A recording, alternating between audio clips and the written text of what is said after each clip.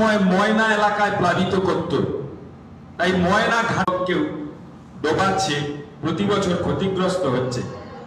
তাই পাঁশকুড়া এলাকার বন্যা নিয়ন্ত্রণ পাঁশকুড়া স্থায়ী বন্যা প্রতিরোধ ও জল নিকাশির দাবিতে নাগরিক কনভেনশন।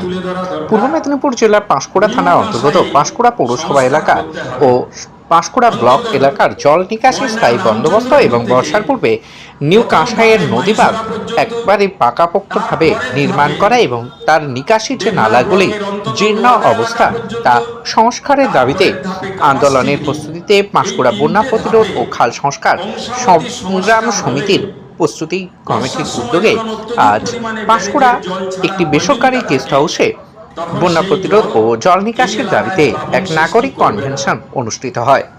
সভায় সভাপতির আসন অলঙ্কৃত করেন সুনীল কুমার জানা।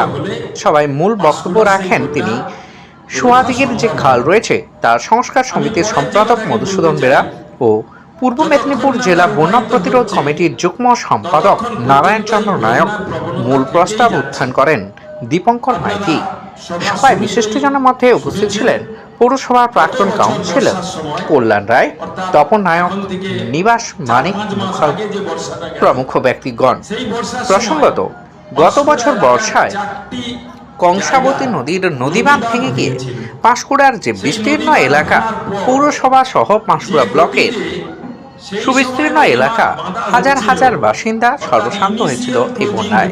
ওই বন্যার জল মুরাইল, কামিনা খাল হয়ে ভোগপুর, দেড়িয়াচক গ্রাম প্রভৃতির অঞ্চল এবং পঞ্চায়েত এলাকার মধ্য দিয়ে সোয়াদিঘির ক্যানেলের মাধ্যমে শহীদ মাতঙ্গিনী ব্লকের সোয়াদিঘিতে রূপনারায়ণে বের হয়।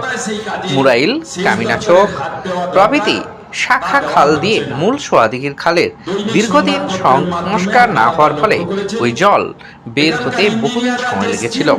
নারায়ণবাবু তার বক্তব্যে পাঁশকুড়া পৌরসভা ও পাঁশকুড়া ব্লক এলাকার ড্রেনেজ সংক্রান্ত মাস্টার প্ল্যান কার্যকর এবং কংসাবতী রামচন্দ্রপুর থেকে মাহেশপুরা পর্যন্ত আগামী বর্ষার আগে নদী সংস্কার করার এবং পাঁশকুড়া সংলগ্ন বিভিন্ন স্থানগুলিতে নদী বাঁধ যে ভেঙেছিল সেই স্থানগুলিতে শক্তপোক্তভাবে অর্থাৎ স্থায়ীভাবে নদী বাঁধ বাঁধার দাবি তোলেন।